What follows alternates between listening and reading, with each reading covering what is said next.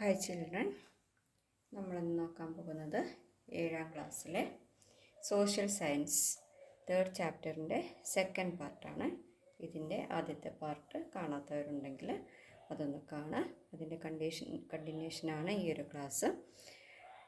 അപ്പോൾ നമുക്ക് നോക്കാം. കഴിഞ്ഞ ക്ലാസ്സിൽ നമ്മൾ കോൺസ്റ്റിറ്റ്യൂഷനെ കുറിച്ചിട്ടായിരുന്നു പറഞ്ഞിട്ടുണ്ടായിരുന്നത്. കോൺസ്റ്റിറ്റ്യൂഷന് വേണ്ടിയിട്ട് നമ്മുടെ ഫ്രീഡം ഫൈറ്റേഴ്സിൻ്റെ ഒരു ഡ്രീമായിരുന്നു ഏതെന്ന് പറയുന്നത് കോൺസ്റ്റിറ്റ്യൂഷൻ, ഒരു ഭരണഘടന നിലവിൽ കൊണ്ടുവരിക എന്നുള്ളത് ഫ്രീഡം ഫൈറ്റേഴ്സിൻ്റെ ഒരു ഡ്രീമായിരുന്നു. ഇതിന് വേണ്ടിയിട്ട് അവർ എന്ത് ചെയ്തു? ഒരുപാട് സ്ട്രഗിൾസ്, ഒരുപാട് സമരങ്ങൾ ഒക്കെ ഉണ്ടായി. അതിൻ്റെ ഫലമായിട്ടാണ് ഗാന്ധിജിയുടെ വരവോട് കൂടിയിട്ട് ഒരു നാഷണലിസം ശക്തിപ്പെടുകയും അതിൻ്റെ പിന്നാലെയാണ് ഈ equality based on social justice, brotherhood and religious harmony ഇതൊക്കെ ഉൾക്കൊള്ളുന്ന ഒരു കോൺസ്റ്റിറ്റ്യൂഷൻ രൂപപ്പെടണം എന്ന ആഗ്രഹം അവരിലുണ്ടായിരുന്നു. അങ്ങനെ അത് കഴിഞ്ഞിട്ട് പ്രീകേഴ്സർ ടു ദ കോൺസ്റ്റിറ്റ്യൂഷന് മുമ്പ് ഉണ്ടായിരുന്ന ഏത് റൂളായിരുന്നു നമ്മുടെ ഇന്ത്യ, അതായത് നമ്മുടെ ഇന്ത്യ റിപ്പബ്ലിക് ആവുന്നത് ജനുവരി 26, 1950 ആണ്. 47 ഇൻഡിപെൻഡൻ്റ് ആയ ഇന്ത്യ അതുവരെ, അതായത് ആ ഒരു 2.5 വർഷം ഫോളോ ചെയ്തിരുന്ന ആക്ട് എന്ന് പറയുന്നത് government of India act, passed by the British in 1935. 1935 ബ്രിട്ടീഷുകാർ പാസ് ചെയ്ത, അതായത് കൊണ്ടുവന്നിട്ടുള്ള നിയമമായിട്ടുള്ള government of India act follow ചെയ്തിട്ടായിരുന്നു നമ്മുടെ രാജ്യം എല്ലാ കാര്യങ്ങളും, എല്ലാ റൂൾസും റെഗുലേഷൻസും ഒക്കെ ഫോളോ ചെയ്തിട്ടുണ്ടായിരുന്നത്. ഇനി നമ്മുടേതായിട്ട് നമ്മുടെ ഇന്ത്യക്ക് വേണ്ടിയിട്ടൊരു കോൺസ്റ്റിറ്റ്യൂഷൻ, അതിൻ്റെ ഒരു ഫ്രെയിമിങ്, അതാണ് ഇനി നമുക്ക് അടുത്തത് പറയാനുള്ളത്. ഈ ഫീച്ചേഴ്സും കാര്യങ്ങളൊക്കെ നമ്മൾ കഴിഞ്ഞ ക്ലാസ്സിൽ ഡിസ്കസ് ചെയ്തതാണ്. ഇനി ദ കോൺസ്റ്റിറ്റ്യൂഷൻ ടുവാർഡ്സ് ഫ്രെയിമിങ് എന്ന് പറഞ്ഞാൽ രൂപീകരണം. ഫ്രെയിമിംഗ് എന്ന് പറഞ്ഞാൽ രൂപം കൊടുക്കുക. ടുവാർഡ്സ് ഫ്രെയിമിംഗ് എന്ന് പറഞ്ഞാൽ എന്താണ്? കോൺസ്റ്റിറ്റ്യൂഷൻ്റെ രൂപീകരണത്തിലേക്ക്, അതുണ്ടാക്കുന്നതിലേക്ക്, അതെങ്ങനെയാണ് ഫോം ചെയ്ത് വന്നത് എന്നതാണ് ഡിസ്കസ് ചെയ്യുന്നത്. A code of laws for independent India was one of the main proposal of the cabinet mission that visited India in 1946 to discuss the transfer of power. അപ്പോൾ നമ്മുടെ ഇന്ത്യക്ക് a code of laws, code എന്ന് പറഞ്ഞാൽ ഒരു group അല്ലെങ്കിൽ ഒരു കൂട്ടം, A code of loss എന്ന് പറഞ്ഞാൽ ഒരു നിയമങ്ങളുടെ ഒരു കൂട്ടം അല്ലെങ്കിൽ ഒരു നിയമസംഹിത എന്നൊക്കെ പറയാം. അങ്ങനെയുള്ള ഒരു നിയമസംഹിത ഫോർ ഇൻഡിപെൻഡൻറ്റ് ഇന്ത്യ, നമ്മുടെ സ്വതന്ത്ര ഇന്ത്യക്ക് വേണ്ടി, was one of the main proposal, അതൊരു പ്രധാനപ്പെട്ട ഒരു പ്രപ്പോസലായിരുന്നു, ഒരു ആലോചനയായിരുന്നു, ഓഫ് ദ ക്യാബിനറ്റ് മിഷൻ്റെ ഏത് cabinet mission? That visited India in 1946. 1946 before independence day ആണ്, അതായത് 47 ഇൻഡിപെൻഡൻ്റ് ആകുന്നത്. അതിൻ്റെ ഒരു വർഷം മുമ്പ് 1946 നമ്മുടെ ഇന്ത്യ വിസിറ്റ് ചെയ്ത ക്യാബിനറ്റ് മിഷൻ്റെ ഒരു മെയിൻ പ്രപ്പോസലായിരുന്നു. ഈ മിഷൻ എന്തിനു വേണ്ടിയിട്ടാണ് ഇവിടെ വന്നത്? To discuss the transfer of power, അതായത് അധികാര കൈമാറ്റം, ബ്രിട്ടീഷുകാരിൽ നിന്ന് നമ്മുടെ ഇന്ത്യക്ക് അധികാരം കൈമാറുന്നതിനെ കുറിച്ച് ഡിസ്കസ് ചെയ്യാൻ വേണ്ടി നമ്മുടെ ഇന്ത്യയിലെത്തിയ ഒരു ക്യാബിനറ്റ് മിഷനായിരുന്നു 1946 അവരുടെ ഒരു പ്രധാനപ്പെട്ട മെയിൻ പ്രപ്പോസലായിരുന്നു എന്തെന്ന് പറയുന്നത്? എ കോഡ് ഓഫ് ലോസ്, ഒരു നിയമസംഹിത ഇന്ത്യക്ക് വേണ്ടിയിട്ട് രൂപീകരിക്കുക എന്നുള്ളത് ഈ ഒരു ക്യാബിനറ്റ് മിഷൻ്റെ പ്രധാനപ്പെട്ട ഒരു പ്രപ്പോസലായിരുന്നു. The Constituent Assembly was formed with this objective. ഈ ഒബ്ജക്റ്റീവിന് വേണ്ടിയിട്ട്, ഈ ഒരു ലക്ഷ്യത്തിന് വേണ്ടിയിട്ടാണ് കോൺസ്റ്റിറ്റ്യൂവൻ്റ് അസംബ്ലി ഫോം ചെയ്തത്. കോൺസ്റ്റിറ്റ്യൂവൻ്റ് അസംബ്ലി എന്ന് പറഞ്ഞാൽ നമുക്കറിയാം എന്താണ്? ഒരു ഭരണഘടനാ അസംബ്ലി. അസംബ്ലി എന്ന് പറഞ്ഞാൽ ഒരു കൂട്ടം എന്നാണ് അസംബിൾ എന്ന് പറഞ്ഞാൽ. അസംബ്ലി എന്ന് പറഞ്ഞാൽ ഒരു കൂട്ടം ആളുകൾ, അവരുടെ ഒരു എന്താണ് പറയുക, ഒരു കാര്യം ഡിസ്കസ് ചെയ്യുന്നതിന് വേണ്ടി ഒരു കൂട്ടം ആളുകൾ ചേർന്ന് ഒരു മീറ്റിംഗ് കൂടി തീരുമാനിക്കുക, അതിനെയാണ് നമ്മളൊരു ക്യാബിനറ്റ് എന്നൊക്കെ പറയുന്നത്. അതുപോലെ കോൺസ്റ്റിറ്റ്യൂവൻ്റ് അസംബ്ലി എന്ന് പറയുന്നതും എന്താണ്? ഒരു ഭരണഘടന അസംബ്ലി. ആ ഭരണഘടന രൂപീകരിക്കുന്നതിന് വേണ്ടിയിട്ട് ഒരു കൂട്ടം ആളുകൾ ഒരു മീറ്റിംഗ് ഉണ്ടാക്കുകയാണ്, അതിനാണ് കോൺസ്റ്റിറ്റ്യൂവൻ്റ് അസംബ്ലി എന്ന് പറയുന്നത്. ആ കോൺസ്റ്റിറ്റ്യൂവൻ്റ് അസംബ്ലി ഏത് ഒബ്ജക്റ്റീവിന് വേണ്ടിയിട്ട്? ഇന്ത്യക്ക് ഇങ്ങനെയുള്ള ഒരു കോഡ് ഓഫ് ലോ, അതായത് ഒരു കോൺസ്റ്റിറ്റ്യൂവൻ്റ് ഉണ്ടാക്കുക എന്നുള്ള ലക്ഷ്യത്തോടെ കോൺസ്റ്റിറ്റ്യൂവൻ്റ് അസംബ്ലി ഫോം ചെയ്തു. കോൺസ്റ്റിറ്റ്യൂവൻ്റ് അസംബ്ലി കീ ഫീച്ചേഴ്സ്, നമ്മുടെ ഈ കോൺസ്റ്റിറ്റ്യൂവൻ്റ് അസംബ്ലിയുടെ പ്രധാനപ്പെട്ട ഫീച്ചേഴ്സ് എന്തൊക്കെയാണ്?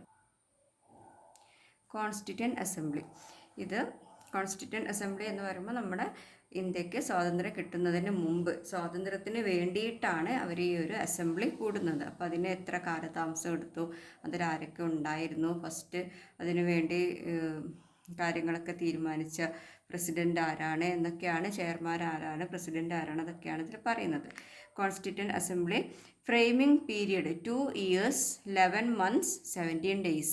അപ്പോൾ ഈ ഒരു കോൺസ്റ്റിറ്റ്യൂവൻ്റ് അസംബ്ലി, അതായത് നമ്മുടെ ഭരണഘടന ഉണ്ടാക്കുന്നതിന് വേണ്ടിയിട്ട്, ഫ്രെയിമിംഗ് പീരീഡ് എന്ന് പറഞ്ഞാൽ ഭരണഘടന ഉണ്ടാക്കാൻ വേണ്ടി അവർ എടുത്തിട്ടുള്ള ഒരു കാലയളവ് എന്ന് പറയുന്നത് 2 years 2 വർഷവും 11 മാസവും 17 ദിവസങ്ങളും എടുത്ത ഒരു ചർച്ചയ്ക്ക് ശേഷമാണ് നമ്മുടെ ഇന്ത്യക്ക് നല്ലൊരു ഭരണഘടന നിലവിൽ വന്നത്.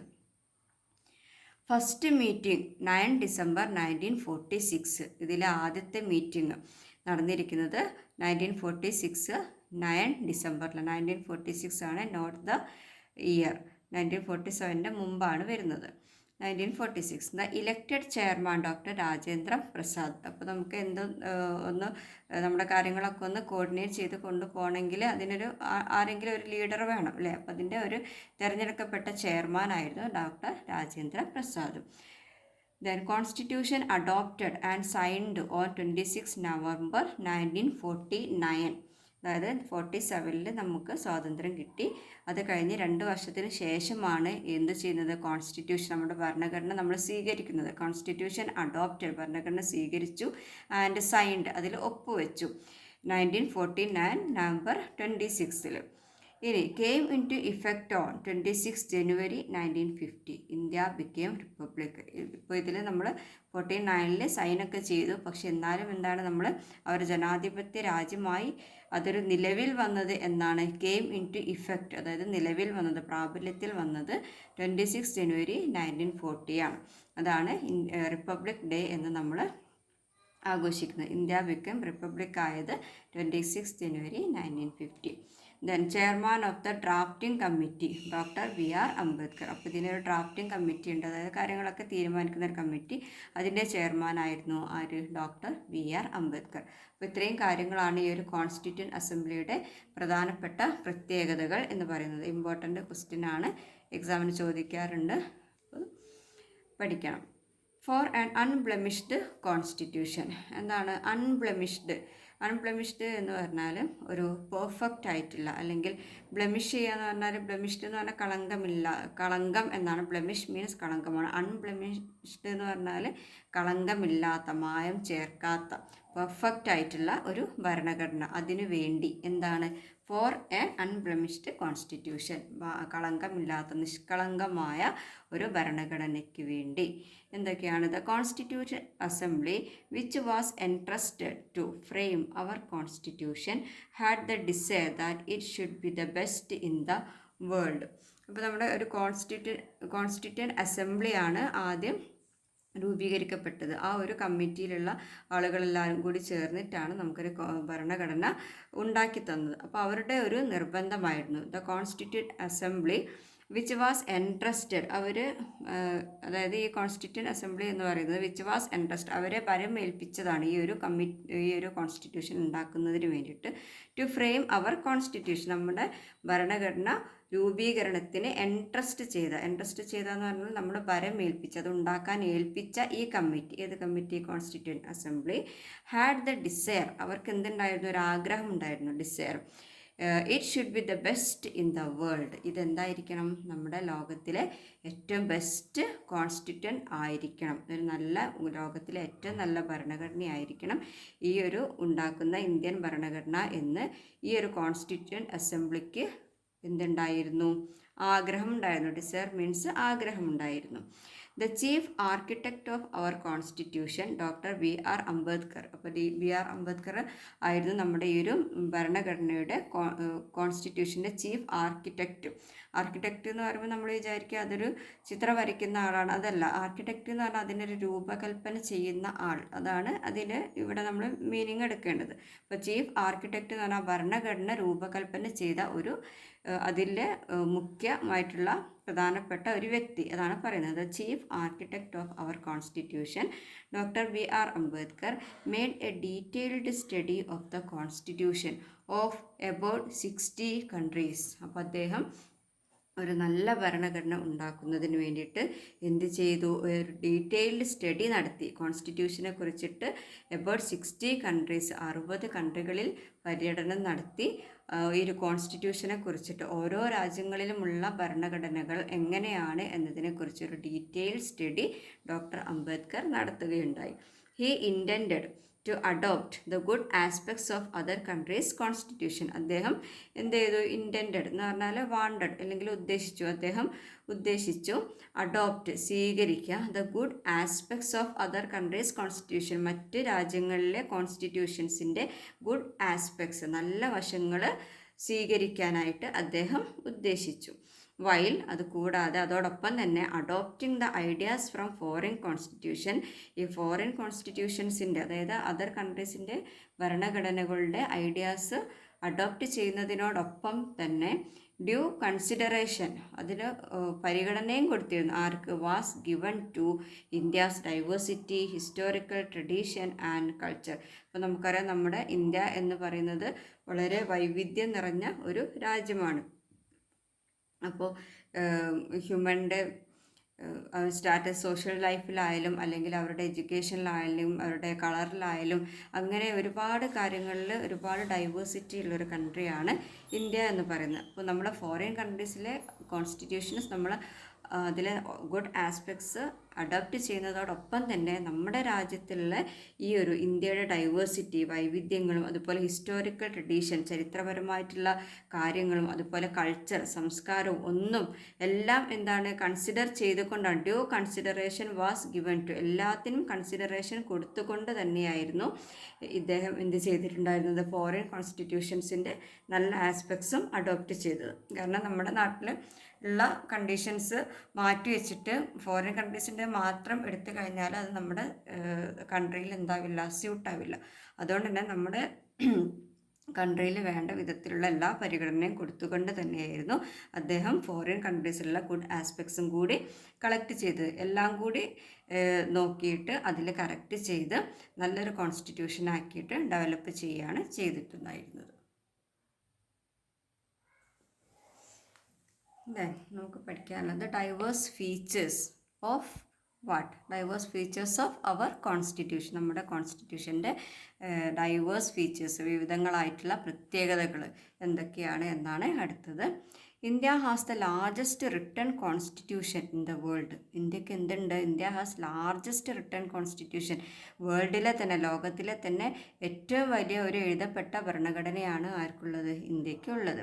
അവർ constitution which came into force on 26 January 1950 had 22 parts, 395 articles and 8 schedules. അപ്പോൾ നമ്മുടെ ഭരണഘടന നിലവിൽ വന്നത് എന്നാണെന്ന് നമുക്കറിയാം, January 26, 1950 ആണ്. അപ്പോൾ അതിൽ എന്തൊക്കെയുണ്ട്? 22 പാർട്സ് ഉണ്ട്, 395 ആർട്ടിക്കിൾസ് ഉണ്ട് ആൻഡ് 8 ഷെഡ്യൂൾസ് ഉണ്ട്. അപ്പോൾ ഇത്രയും കാര്യങ്ങൾ ഓരോ സെക്ഷനായിട്ടും ഓരോ പാർട്ടായിട്ടും അതിൽ ഒരുപാട് കാര്യങ്ങൾ ഉൾക്കൊള്ളിച്ചുകൊണ്ടാണ് നമ്മുടെ ഒരു ഭരണഘടന നിലവിൽ വന്നത്. What are the main features of our constitution? എന്തൊക്കെയാണ് നമ്മുടെ കോൺസ്റ്റിറ്റ്യൂഷൻ്റെ main features? First one, parliamentary democracy. എന്താണ് പാർലമെൻ്ററി ഡെമോക്രസി? മീൻസ് ജനാധിപത്യം. The legislature controls the executive of the country. Legislature എന്ന് പറഞ്ഞാൽ നിയമ നിർമ്മാണ സഭ. അങ്ങനെ ഒരു സഭയാണ്, ആ ഒരു നിയമങ്ങളൊക്കെ രൂപീകരിക്കുന്ന സഭയാണ് എന്ത് ചെയ്യുന്നത്? Controls the executive of the country. കൺട്രിയുടെ എക്സിക്യൂട്ടീവിനെയൊക്കെ എന്ത് ചെയ്യുന്നത്? കൺട്രോൾ ചെയ്യുന്നത് ഈ ഒരു ലെജിസ്ലേച്ചർ ആണ്, നിയമനിർമ്മാണ സഭയാണ്. Then popular sovereignty. സോവറിനിറ്റി എന്ന് പറഞ്ഞാൽ സുപ്രീം അതോറിറ്റി എന്നാണ്, പരമാധികാരം. All the powers of the nation originate from the people. അതായത് ഈ രാജ്യത്തിന്, നമ്മുടെ നാഷൻ്റെ എല്ലാ പവറും ഉത്ഭവിക്കുന്നത്, ഒറിജിനേറ്റ് ചെയ്യുന്നത് എവിടെ നിന്നാണ്? From the people. ആളുകൾ, ജനങ്ങളിൽ നിന്നാണ് പവേഴ്സ്, അധികാരങ്ങളുടെ എല്ലാ ഉത്ഭവവും ഉണ്ടാകുന്നത്. അതായത് പീപ്പിൾസിൻ്റെ ഒപ്പീനിയൻസിനാണ് എപ്പോഴും നമ്മുടെ ഒരു ഭരണഘടന പ്രാധാന്യം നൽകുന്നത്. ഫണ്ടമെൻ്റൽ റൈറ്റ്സ് എന്താണ്? മൗലിക അവകാശങ്ങൾ എന്തൊക്കെയാണ്? Each individual is guaranteed certain fundamental rights by the state. എല്ലാ ജനങ്ങൾക്കും, അതായത് ഈച്ച് ഇൻഡിവിജ്വൽ, ഓരോ വ്യക്തിക്കും എന്ത് ഉറപ്പ് കൊടുക്കുന്നുണ്ട്? Is guaranteed certain fundamental rights. ഓരോ വ്യക്തിക്കും അവരുടേതായിട്ടുള്ള മൗലിക അവകാശങ്ങൾ ആര് ഉറപ്പ് കൊടുക്കുന്നുണ്ട്? By the state. ഓരോ സ്റ്റേറ്റും ഓരോ സംസ്ഥാനവും ഉറപ്പ് കൊടുക്കുന്നുണ്ട്. ഫണ്ടമെൻ്റൽ ഡ്യൂട്ടീസ് എന്തൊക്കെയാണ്? നമ്മുടെ ഫണ്ടമെൻ്റൽ റൈറ്റ്സ് പോലെ തന്നെ എന്താണ്? ഫണ്ടമെൻ്റൽ ഡ്യൂട്ടീസും ഉണ്ട്. റൈറ്റ്സ് ഉണ്ടെങ്കിൽ നമുക്ക് ഡ്യൂട്ടീസ് ഉണ്ടാകും, ഡ്യൂട്ടീസ് ഉണ്ടെങ്കിൽ റൈറ്റ്സും ഉണ്ടാകും. Responsibilities that every individual owes to the nation and society. Responsibilities, ഉത്തരവാദിത്തങ്ങൾ ആർക്ക്? ദാറ്റ് എവറി ഇൻഡിവിജ്വൽ, ഓരോ വ്യക്തികൾക്കും ആരോട്? Owes to the nation and society, അവരുടെ രാജ്യത്തിനോടും സമൂഹത്തിനോടും അവരുടേതായിട്ടുള്ള റെസ്പോൺസിബിലിറ്റീസ് ഉണ്ട്, ഉത്തരവാദിത്തങ്ങൾ ഓരോ വ്യക്തികൾക്കും ഉണ്ട്. ഡയറക്റ്റീവ് പ്രിൻസിപ്പിൾസ് എന്താണ്? നമ്മുടെ നിർദ്ദേശ തത്വങ്ങൾ, നമ്മുടെ മുന്നോട്ട് നയിക്കുന്ന ഓരോരുത്തർ ഫോളോ ചെയ്യേണ്ട പ്രിൻസിപ്പിൾസ് എന്തൊക്കെയാണ്? Directions given to the state to ensure social and economic rights. അതായത് നമ്മുടെ ഭരണഘടനയുടെ ഒരു എന്താണ്? ഒരു ഫംഗ്ഷനാണ് അല്ലെങ്കിൽ ഒരു ഫീച്ചറാണ് direction given to the state. സ്റ്റേറ്റുകൾക്ക്, സംസ്ഥാനങ്ങൾക്ക് മാർഗനിർദ്ദേശം കൊടുക്കുക, ഡയറക്ഷൻ കൊടുക്കുക. ടു എൻഷുർ, ഉറപ്പുവരുത്തുന്നതിന് വേണ്ടി സോഷ്യൽ ആൻഡ് ഇക്കണോമിക് റൈറ്റ്സ്, സാമൂഹിക സാമ്പത്തിക അവകാശങ്ങൾ ഉറപ്പുവരുത്തുന്നതിന് ഒരു ഡയറക്ഷൻ കൊടുക്കുക എന്നുള്ളത് ആരുടെ ഡ്യൂട്ടിയാണ്? ഏതിൻ്റെ പ്രത്യേകതയാണ്? ഒരു നമ്മുടെ കോൺസ്റ്റിറ്റ്യൂഷൻ്റെ പ്രത്യേകതയാണ്. Rule of law. Rule of law എന്ന് പറഞ്ഞാൽ നിയമം എന്ത് ചെയ്യരുത്? നമ്മൾ നോൺ വയലൻസ് ചെയ്യാൻ പാടില്ല, അതിനെതിരെ പ്രവർത്തിക്കാൻ പാടില്ല. All citizens are subject to the law. എല്ലാ പൗരന്മാരും എന്തിനടിസ്ഥിതമാണ്? നമ്മുടെ ലോക്ക് അധിഷ്ഠിതമാണ്. എല്ലാവരും ലോ അനുസരിച്ച്, നിയമങ്ങൾ അനുസരിച്ചാണ് എല്ലാ കാര്യങ്ങളും ചെയ്യേണ്ടത്. No one is above the law. ആരും എന്തിനു മുകളിലല്ല? നമ്മുടെ നിയമത്തിന് അതീതമല്ല. എല്ലാവരും നിയമം പാലിച്ച് വേണം എല്ലാ കാര്യങ്ങളിലും ഇടപെടാനും. നമ്മുടെ ഏത് പ്രവൃത്തിയാണെങ്കിലും ഏത് മേഖലയിലാണെങ്കിലും അതിൻ്റേതായിട്ടുള്ള ലോസ് ഫോളോ ചെയ്യണം. Universal adult franchise. Right to vote given to all who attain a particular age. അപ്പോൾ നമ്മുടെ ഡെമോക്രസി, ജനാധിപത്യം എന്ന് പറയുന്നത് എന്താണ്? ജനങ്ങളാൽ തിരഞ്ഞെടുക്കപ്പെടുന്ന ഒരു വ്യക്തിയെയാണ് നമ്മുടെ ഒരു ചീഫായിട്ട് തിരഞ്ഞെടുക്കുന്നത്, അല്ലേ? അപ്പോൾ അവർ ഇലക്ഷൻ ചെയ്യണമെന്നുണ്ടെങ്കിൽ, ഇലക്ട് ചെയ്യണമെന്നുണ്ടെങ്കിൽ അവരൊരു പെർട്ടിക്കുലർ ഏജിൽ എത്തിയിരിക്കണം. അങ്ങനെയുള്ള ആ ഒരു ഏജിൽ എത്തിയ ആൾക്കാർക്ക് ഒരു റൈറ്റ് കൊടുക്കുന്നുണ്ട്. എന്താണ്? റൈറ്റ് ടു വോട്ട് ചെയ്യാനുള്ള അവകാശം. അതാണ് universal adult franchise. Right to vote given to all who attain a particular age. ഒരു പ്രത്യേക പ്രായം എത്തുന്ന ആളുകൾക്ക് ഈ ഭരണഘടന എന്ത് ഉറപ്പ് നൽകുന്നു? വോട്ട് ചെയ്യാനുള്ള അവകാശം ഉറപ്പ് നൽകുന്നു. Independent and impartial judiciary. അതായത് ഇൻഡിപെൻഡൻ്റ് എന്ന് പറഞ്ഞാൽ ഒറ്റപ്പെട്ട് നിൽക്കുന്ന അല്ലെങ്കിൽ സ്വതന്ത്രമായിട്ടുള്ള, പാർഷ്യാലിറ്റി ഇല്ലാത്ത, പക്ഷഭേദമില്ലാത്ത ജുഡീഷ്യറി, നിയമ വ്യവസ്ഥ. Judicial system is independent of the legislature and executive. നമ്മുടെ ഇന്ത്യയിലെ ജുഡീഷ്യൽ സിസ്റ്റം എന്ന് പറയുന്നത് എന്താണ്? നിയമവ്യവസ്ഥ എന്ന് പറയുന്നത് ഇൻഡിപെൻഡൻ്റ് ആണ്, സ്വതന്ത്രമാണ്. ഓരോ നിയമനിർമ്മാണ സഭയിലും അതുപോലെ എക്സിക്യൂട്ടീവിനും. ആർക്കും ഇനിയിപ്പോൾ ഒരു കിങ് ആണെങ്കിലോ അല്ലെങ്കിൽ സോഷ്യൽ സ്റ്റാറ്റസിൽ നല്ല ലെവലിൽ, ഹൈ ലെവലിൽ നിൽക്കുന്ന ആരെങ്കിലും ആണെങ്കിലോ അവർക്കും ഒക്കെ ഒരു സൈഡിലുള്ളവർക്ക് ഒരു ടൈപ്പ് ലോ, മറ്റേ സൈഡിലുള്ളവർക്ക് മറ്റേ ടൈപ്പ് ലോ, അങ്ങനെ ഒന്നുമില്ല. ഒരു തരംതിരിവും ഇല്ലാത്ത, ഇൻഡിപെൻഡൻ്റ് ആയിട്ടുള്ള, അതുപോലെ ഇമ്പാർഷ്യലായിട്ടുള്ള, എല്ലാവർക്കും ഒരേ നിയമം, പാവപ്പെട്ടവരും പണക്കാരനും ഒക്കെ ഒരേ നിയമം എന്നൊരവസ്ഥയാണ് നമ്മുടെ കോൺസ്റ്റിറ്റ്യൂഷൻ എൻഷർ ചെയ്യുന്നത്. ഇതല്ല അടുത്ത പോയിന്റ്, ഫെഡറലിസം. ഫെഡറലിസം എന്ന് പറഞ്ഞാൽ ഒരു സിസ്റ്റമാണ്. അതായത് A system in which power is divided between the centre and the States. അതായത് നമുക്കറിയാം നമ്മുടെ നാട്ടിൽ, അതായത് നമ്മുടെ ഇന്ത്യയിൽ സെൻട്രൽ ഗവൺമെൻറ്റും ഉണ്ട്, സ്റ്റേറ്റ് ഗവൺമെൻറ്റ്സും ഉണ്ട്, അല്ലേ?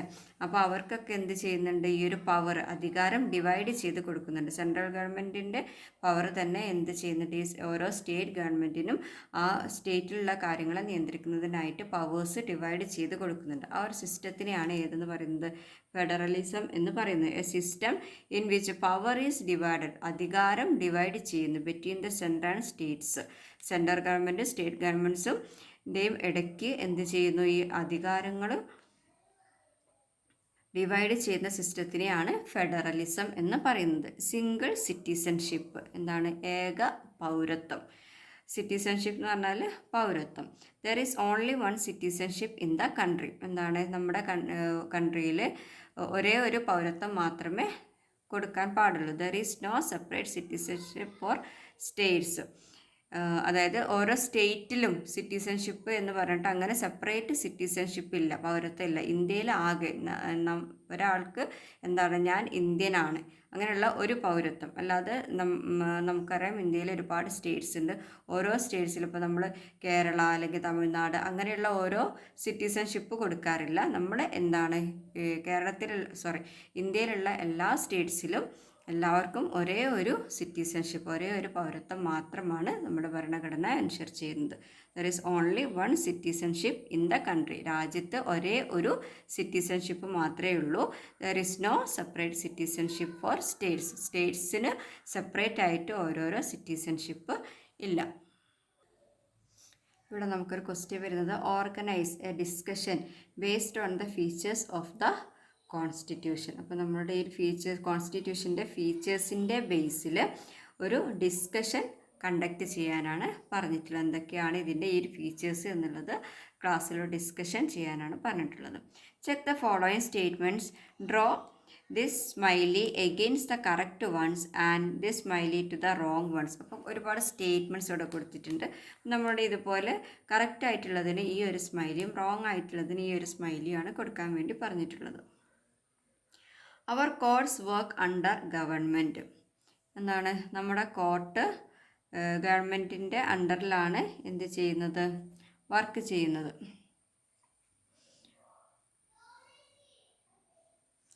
എന്താണ് ഇവിടെ നമ്മൾ കൊടുക്കേണ്ട ഇമോജി എന്ന് പറയുന്നത്? ഇതാണ്. അതായത് നമ്മളെന്താണ്? കറക്റ്റ് അല്ല, റോങ് ആയിട്ടുള്ള ഒരു സ്റ്റേറ്റ്മെൻ്റ് ആണ്. കാരണം നമ്മുടെ ലോ ആണ് എല്ലാത്തിനും മുകളിലായിട്ടുള്ളത്.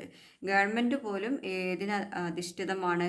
നമ്മുടെ ലോകൾക്ക്, നിയമത്തിന് അനുസരിച്ച് ഗവൺമെൻറ് പോലും ഓരോ കാര്യങ്ങളും ചെയ്യാൻ പാടുള്ളൂ. അപ്പോൾ അതുകൊണ്ട് ഈ ഒരു സ്റ്റേറ്റ്മെൻറ്റ് എന്ന് പറയുന്നത് നമ്മൾ കൊടുക്കേണ്ടത് ഇൻകറക്റ്റ് ആയിട്ടുള്ള ഇമോജിയാണ് കൊടുക്കുന്നത്. അവർ കോഡ്സ് വർക്ക് അണ്ടർ ഗവൺമെൻറ് എന്ന് പറയുന്നത് ഇൻകറക്റ്റ് ഇമോജി കൊടുക്കാം.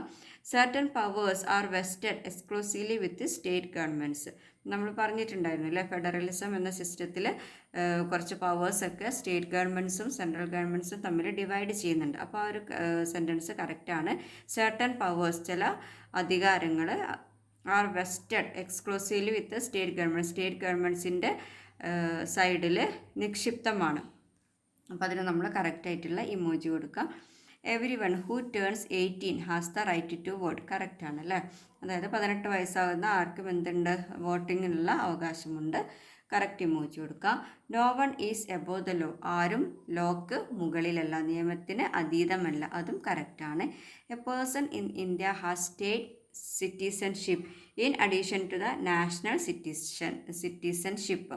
ഇപ്പം എന്താണ്? നമുക്കിവിടെ നമ്മുടെ ഈ ഒരു പോയിന്റിൽ പറഞ്ഞിട്ടുണ്ട്, ഒരേ ഒരു സിറ്റിസൺഷിപ്പേ ഉള്ളൂ, ഇന്ത്യൻ എന്നൊരു സിറ്റിസൺഷിപ്പേ ഉള്ളൂ. സ്റ്റേറ്റ്സിന് സെപ്പറേറ്റ് ആയിട്ട് സിറ്റിസൺഷിപ്പ് കൊടുക്കുന്നില്ല.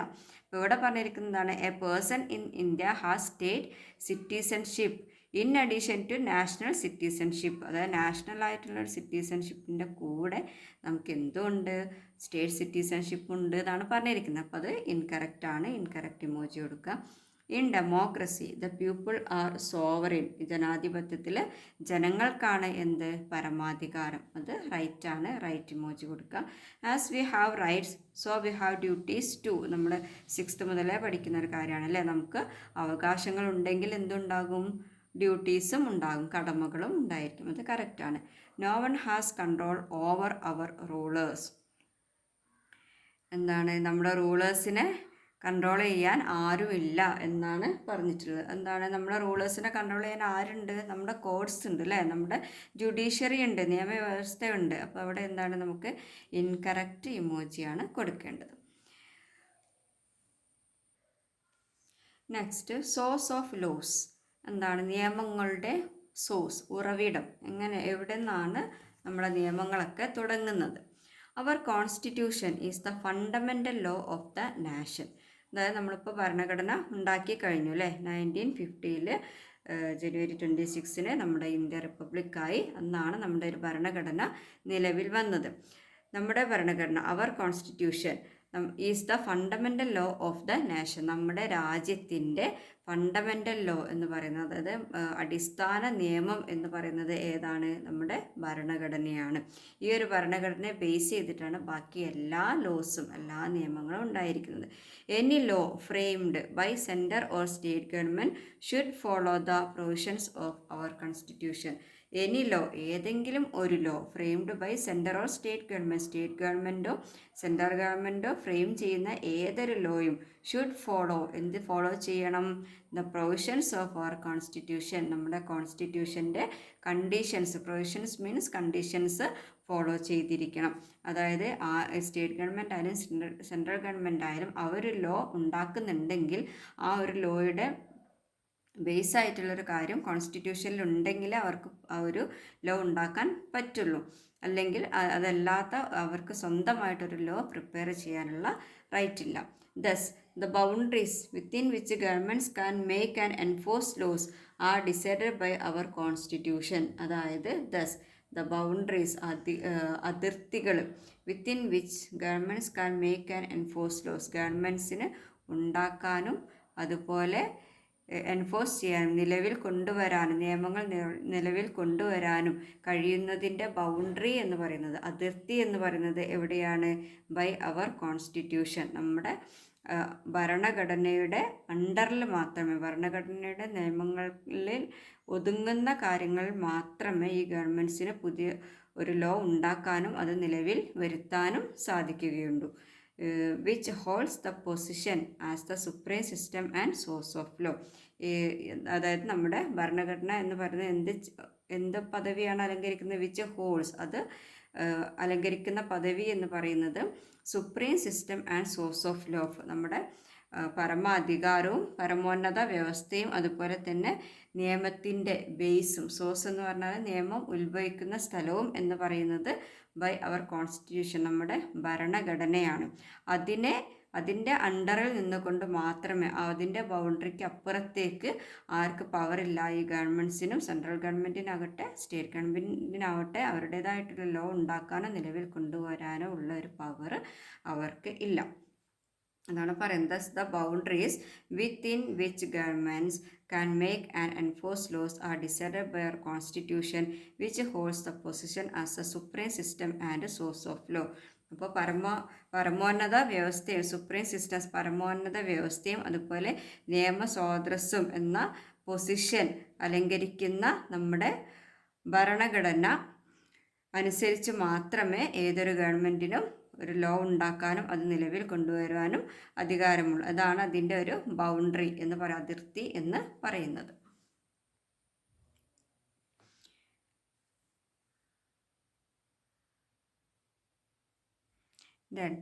ഇതിൽ നമ്മുടെ കോൺസ്റ്റിറ്റ്യൂഷനിൽ വരുന്ന ഇമ്പോർട്ടൻ്റ് ആയിട്ടുള്ള കുറച്ച് ആക്റ്റുകളാണ് നമുക്കിവിടെ കൊടുത്തിട്ടുള്ളത്. Forest and wild life protection act എന്താണ്? ഫോറസ്റ്റിനെ കുറിച്ചിട്ടും അതുപോലെ വൈൽഡ് ലൈഫ് വന്യ ജീവിതത്തെക്കുറിച്ച്, അതായത് കാടുകളിൽ എന്താണ് മനുഷ്യരുണ്ട് മൃഗങ്ങളുണ്ട് അവരുടെ ജീവിതത്തെയും പ്രൊട്ടക്റ്റ് ചെയ്യുന്ന ഒരു ആക്ട്. കാടുകളെയും കാട്ടിലെ ജീവിതത്തെയും പ്രൊട്ടക്റ്റ് ചെയ്യുന്ന ആക്റ്റാണ് നാഷണൽ സെക്യൂരിറ്റി ആക്ട്. അതുപോലെ നമ്മുടെ ദേശത്തിൻ്റെ സെക്യൂരിറ്റി ഉറപ്പുവരുത്തുന്ന act. Child labour prohibition act, കുട്ടികളുടെ ബാലവേലയ്ക്കെതിരെയുള്ള ആക്ട്. ഡിസാസ്റ്റർ മാനേജ്മെൻറ്റ്, ദുരന്ത നിവാരണ committee. Food security act. Land reforms act, land reforms എന്ന് പറഞ്ഞാൽ ഭൂപരിഷ്കരണ നിയമം. Right to information act. Juvenile justice act, labour law. Prevention of corruption act. Corruption means എന്താണ്? നമ്മുടെ ഇല്ലീഗലായിട്ടുള്ള കാര്യങ്ങൾ, അതായത് അഴിമതി. പ്രിവെൻഷൻ ഓഫ് കറപ്ഷൻ ആക്ട്, അഴിമതികളൊക്കെ തടയുന്നതിന് വേണ്ടിയിട്ടുള്ള ഒരു act. Right to education act. Environment protection act. ഇതിൽ കുറേ ആക്ടുകളൊക്കെ നമ്മൾ കഴിഞ്ഞ വർഷങ്ങളിൽ കേട്ടിട്ടുണ്ട്. ജുവനൈൽ ആക്ട്, അതുപോലെ education act, child labour prohibition act. ഈ കാര്യങ്ങളൊക്കെ നമ്മൾ കഴിഞ്ഞ വർഷം റൈറ്റ്സ് ആൻഡ് ഡ്യൂട്ടീസൊക്കെ പഠിക്കുന്ന സമയത്ത് പഠിച്ചിട്ടുള്ളതാണ്. അപ്പോൾ ഇതൊക്കെ എന്താണ്? നമ്മുടെ ഭരണഘടനയിൽ വരുന്ന കുറച്ച് ലോസ് മാത്രമാണ്. ഒരുപാട് ലോസ് ഉണ്ട് നമുക്കറിയാം. ഒരുപാട് സെക്ഷൻസും ഷെഡ്യൂൾസും ഒക്കെ ആയിട്ട് വളരെ വാസ്റ്റ് ആയിട്ടുള്ള ഒരു കോൺസ്റ്റിറ്റ്യൂഷനാണ് നമ്മുടെ ഇന്ത്യക്കുള്ളത്. All the laws mentioned above are made in accordance with the constitution. അപ്പോൾ ഈ ഒരു ലോസൊക്കെ ഇപ്പോൾ നമുക്ക് ഈ മുകളിൽ കൊടുത്തിരിക്കുന്ന ഈ ലോസൊക്കെയും ഏതിനനുസരിച്ചിട്ടുള്ളതാണ്? നമ്മുടെ ഭരണഘടനയ്ക്ക് അനുസരിച്ചിട്ടുള്ളതാണ്. List out the laws related to children's rights mentioned in the collage. അപ്പോൾ ഈ ഒരു കൊളാഗിൽ കൊടുത്തിട്ടുള്ളതിൽ നമ്മുടെ കുട്ടികളെ ബേസ് ചെയ്തിട്ടുള്ള റൈറ്റ്സ് എന്തൊക്കെയാണ് എന്നുള്ളതാണ് നമുക്കിവിടെ എഴുതാനുള്ളത്. അപ്പോൾ ഏതൊക്കെയാണ്? Child labour protection act, child labour prohibition act ഇവിടെ നമുക്ക് കൊടുത്തിട്ടുണ്ട്. പിന്നെ വരുന്നത് ജുവനൈൽ ജസ്റ്റിസ് ആക്ട്, അതുപോലെ റൈറ്റ് ടു എഡ്യൂക്കേഷൻ ആക്ട്. ഇതൊക്കെ നമുക്ക് ഈ ഒരു പോയിൻറ്റ്സ് ആയിട്ട് കൊടുക്കാം. മക്കളെ, നമുക്ക് ഇന്ന് ഇത്രയും മതി. ഇതിൻ്റെ അടുത്ത ഭാഗം ഉടനെ തന്നെ അപ്ലോഡ് ചെയ്യുന്നതായിരിക്കും. എല്ലാവരും ക്ലാസ്സൊക്കെ ഒന്ന് കാണാം, നന്നായിട്ട് പഠിക്കുക, എല്ലാവർക്കും ഒന്ന് ഷെയർ ചെയ്യുക, സബ്സ്ക്രൈബ് ചെയ്യുക. ബൈ.